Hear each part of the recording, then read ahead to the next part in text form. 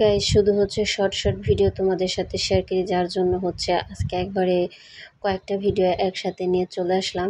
তো বিসমিল্লাহির রহমানির রহিম, আসসালামু আলাইকুম ওয়া রাহমাতুল্লাহ। Welcome back to my another video guys.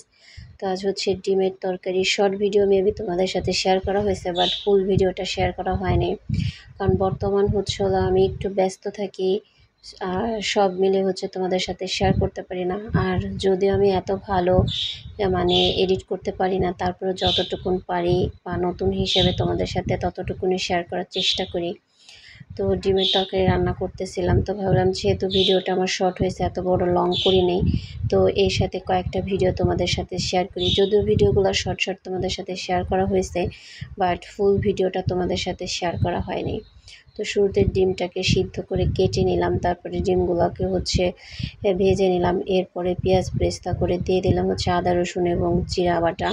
তো সব কিছু দিয়ে একটু হালকা কষে তারপরে দিয়ে দিলাম হচ্ছে হলো একটু, ওটা ছিল ধনিয়া গুঁড়া, সামান্য একটু গুঁড়ো মরিচও দিলাম, তারপরে হলুদ দিয়ে দিলাম পরিমাণ মতো, আর লবণ দিচ্ছি সেটা হয়তো শেয়ার করা হয়নি তোমাদের সাথে।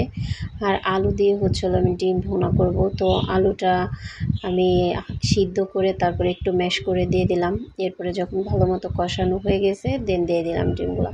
তো হয়ে গেল গাইস হচ্ছে আমার ডিমের তরকারি। এটা একটু দ্রুত করে তোমাদের দেখালাম, বাট ফুল ভিডিওটা তোমাদের সাথে শেয়ার করলাম। তো কেমন হয়েছে আমার ডিমের তরকারিটা তোমরা হচ্ছে হলো কমেন্ট করে জানিও। কালারটা কিন্তু অনেক সুন্দর হয়েছে গাইস। তো যাই হোক, এরপর তোমাদের সাথে আজকে বাহিরের কিছু ভিডিও একটু শেয়ার করলাম। ভিডিওগুলো তোমাদের ভাই আমাকে করে এনে দিছে, তো ভাবলাম ভিডিওগুলো, যেহেতু বাইরের ওয়েদারটাও সুন্দর ছিল বা মানে একটি সন্ধ্যা টাইপের, তো এটা আমরা অনেকেই গ্রামের মানে পরিবেশটা পছন্দ করি, যদিও এটা হচ্ছে ঢাকার দেয়াবাড়ি এরিয়ার হচ্ছে ভিডিওটা।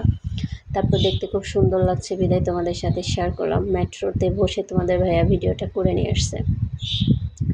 তো এরপরে হচ্ছে আমি ডিমের তরকারিটা তোমাদেরকে একটু খেয়েও দেখাচ্ছি যে এটা আসলে কতটা মজা হয়েছে। মাঝে মধ্যে চেষ্টা করি একটু খেয়ে দেখানো গাইস। আর এটা বানাইছিলাম হচ্ছে হলো সিদ্ধ ডিম দিয়ে মেয়োনেজ। এটা ছিল আমার ফার্স্ট ট্রাই। তো তোমরা আবার ভেবো না যে আমি গরম পানি দিয়েছি, ডিমটা গরম ছিল যার জন্য ধোয়া উঠছে। তো আমি কিন্তু ডিমটা ঠান্ডা হওয়ার পরেই করছি, বাট প্রসেসিংটা তোমাদেরকে দেখাই দিলাম যেহেতু সব রেডি করছি। তো এরপরে দিয়ে দিলাম হালকা হচ্ছে হলো সাদা পানি, তারপরে দিয়ে দিলাম হচ্ছে তেল। আমি এখানে পরিমাণটা বলবো না, কারণ আমি আজকে ফার্স্ট টাইম বানাই, আমার নিজের আইডিয়াটা করতেছিলাম। তারপরে একটু গোলমরিচ গুঁড়ো দিছি, এরপরে হচ্ছে একটু স্বাদ মতো চিনি, আর হচ্ছে 2 টেবিল চামচ গুঁড়ো দুধ। আর অনেকে হচ্ছিল ধনিয়া পাতাটা দেখে অবাক হইতে পারো, ধনিয়া পাতাটা দেওয়ার কারণ হচ্ছে ডিমের স্মেলটা আমার ভালো লাগে না, যার জন্য হচ্ছিল আমি ধনিয়া পাতাটা দিছি, তো যাতে ডিমের স্মেলটা আমার কাছে না থাকে সেই জন্য।